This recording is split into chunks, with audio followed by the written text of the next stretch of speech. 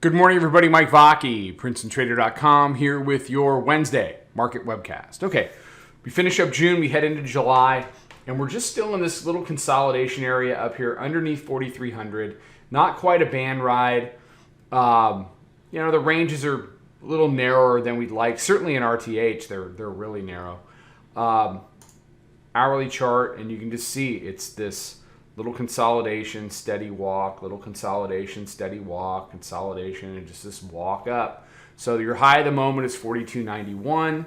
They took it down as low as 69.25 last night, right off the Europe Open. So, then they come back and buy it, and they've come back into the hourly mid-band, which sits at about 82 half. Hourly mid-band is 82.5. Your daily pivot, 82.33. Volume weighted average price and the 5-minute mid-band are both sitting at 79 right now. And our proprietary moving average is at 78. So 78 to 82, 78 to 83 is going to be your key area off the open this morning. We opened in about 25 minutes. We got to see how that wants to play out as a bull-bear line. What do the bears want to do? They want to hold this underneath hourly pivot as much as they can. Then they got to break last night's low, which actually is a lower low versus the prior day. They've got to get below that in RTH with the lights on, with everybody sitting here. Yesterday's volume was incredibly low. I mean, you had very little interest in anybody doing anything related to trading yesterday. One of the lowest volume days of the year.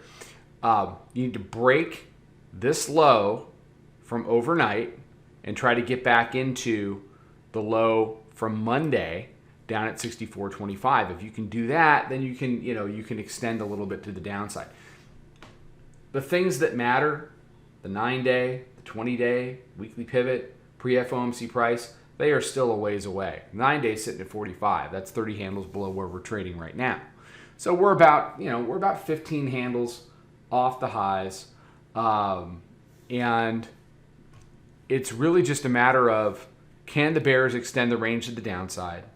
Can the bulls put a little bit more energy into the upside? They had a lot of time yesterday to deal with 89, 90, 91 all day essentially, and they could not get through that area. So it's, we've been in these little stalemates, and consolidations like this, Bollinger bandwidths like this that are essentially flatlined for multiple days are not sustainable. Compression, expansion. Compression, expansion. It's the way of the markets. So the more this thing compresses, the nicer the expansion is going to be when it gets moving. The key is during these compression times, don't overtrade. If you're a newer trader or a less experienced trader or just somebody who's not comfortable trading, choppy stuff, know to leave it alone. Don't get all chopped up, and then when it starts moving, your brain is jello and you can't do what you need to do when the volatility comes. Okay?